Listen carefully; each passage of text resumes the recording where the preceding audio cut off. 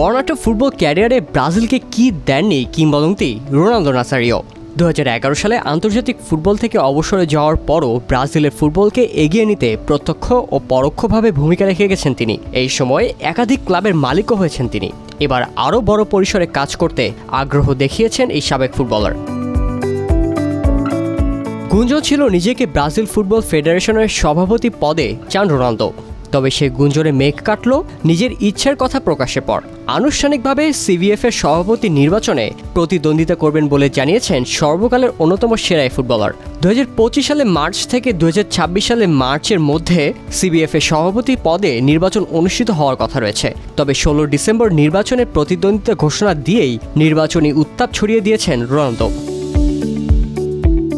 চাইলেই সিবিএফ এর সভাপতি পদে নির্বাচন করতে পারবেন না এই কিংবদন্তি ফুটবলার। এর জন্য তার প্রয়োজন হবে অন্তত 4টি স্টেট ফেডারেশন এবং 4টি ক্লাবের সমর্থন। সেই সমর্থন জোগাতে ব্রাজিল জুড়ে চষে বেড়ানোর ঘোষণা দিয়েছেন তিনি।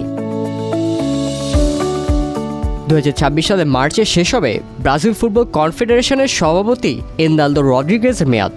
কিন্তু এক বছর আগে অর্থাৎ 2025 সালের মার্চে নির্বাচনের দ্বার উন্মুক্ত হবে।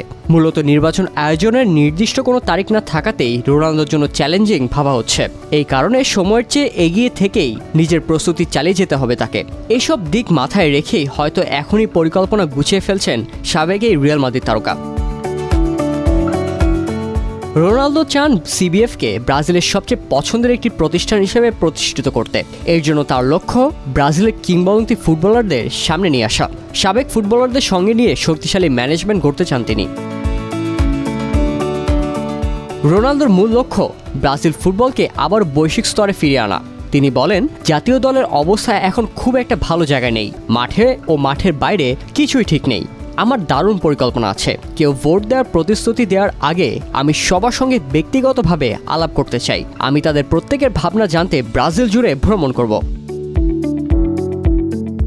সংবাদ মাধ্যম স্পোর্টসের মতে রোনালদো সভাপতি নির্বাচিত হয়ে পেপ গার্দিওলাকে ব্রাজিলের কোচ হিসেবে নিয়োগ দিতে চান।